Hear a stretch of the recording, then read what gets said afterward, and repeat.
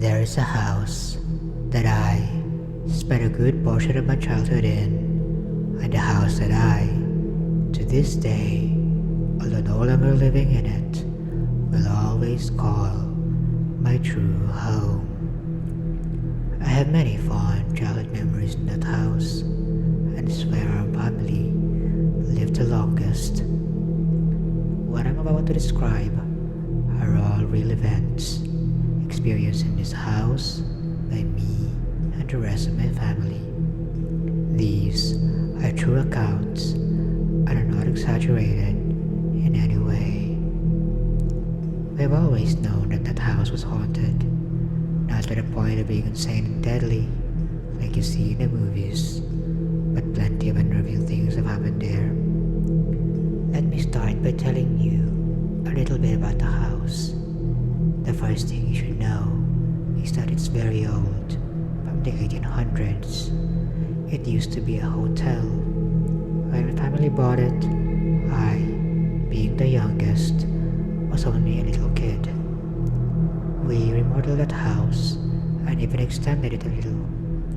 It took a very long time, but eventually, that old rickety house from the 1800s got a brand new modern makeover. However, the things lingering in that house, which we couldn't see, stayed. At first, it started out with smaller things. My older brother would occasionally be falling asleep in his room upstairs, which was always cold, and someone would blow in his ear. He would open his eyes and look, but of course, nobody would be there.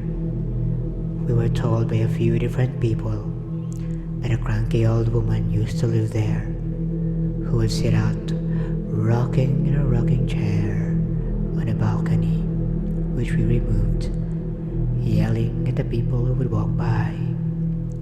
There was one night during which one of my older sisters was sleeping on the couch in the living room, and she started hearing a creaking sound.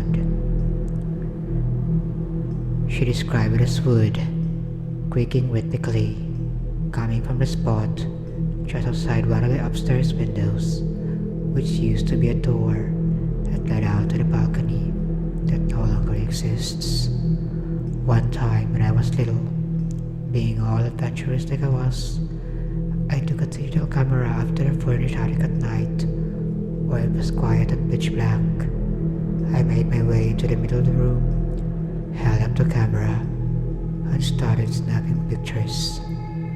I could only see what I was taking. The camera would flash, and then afterwards, when I looked at the taken picture on the digital screen, I eventually saw, in one of the pictures I'd taken while I was facing a wall, a small black spot in the middle of the screen.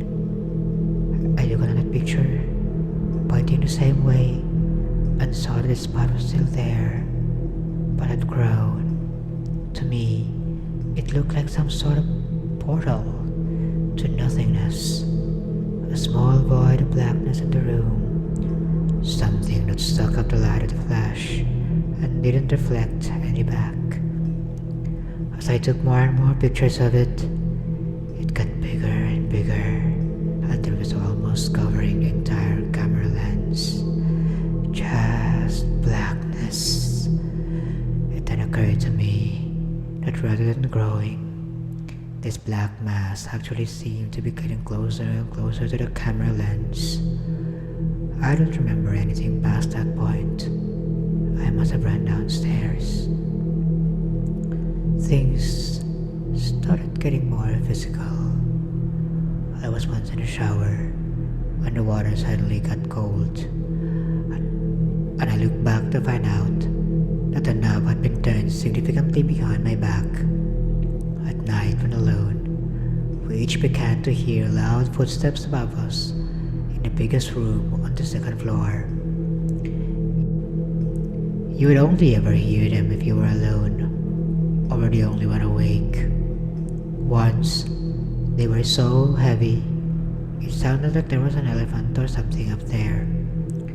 and the ceiling creaked so loud that I half expected it to cave in on me. My sisters shared that room for a long time.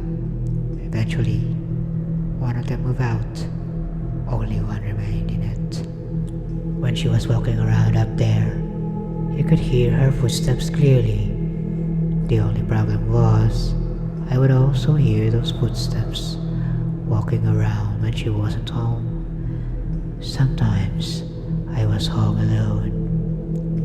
My mom was awakened one night when my friend was sleeping over to loud footsteps running up and down the stairs.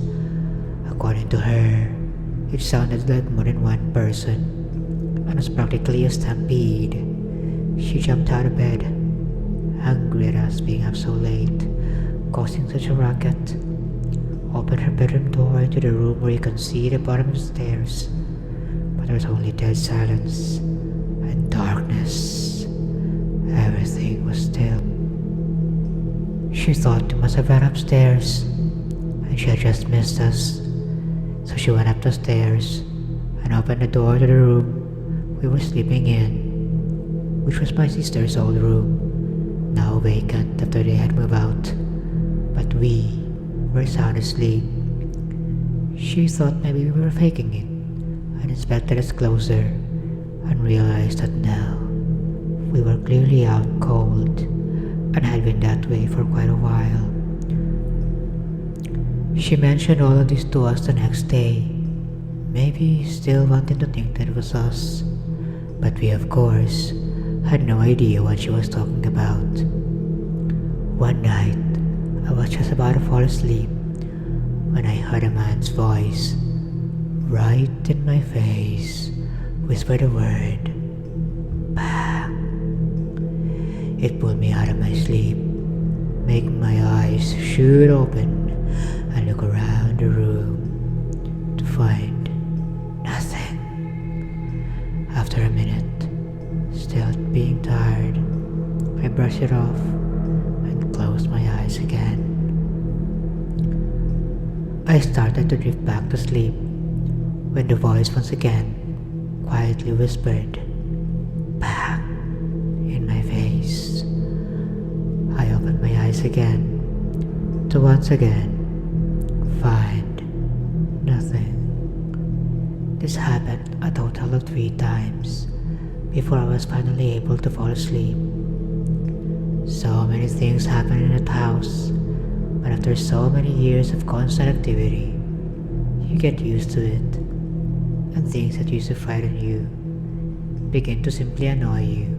Sometimes, if you were alone and there was a persistent noise being made where no other person was, like the squeezing and popping sound of plastic water bottles in the kitchen, you could simply look in that direction and say, "Stop it." And sometimes, it would just stop. We were eventually able to get the things that were dwelling in that house out, and the activity, after years of persistence, stopped altogether. As I said earlier, I still consider that house my one and only true home, and I always will. I spent years growing up there as a child with my family, and 2 of my close friends, as well as my family friends. Despite the occasional paranormal activity, I have many good memories of that place. It is where my mind will always wander back to whenever I think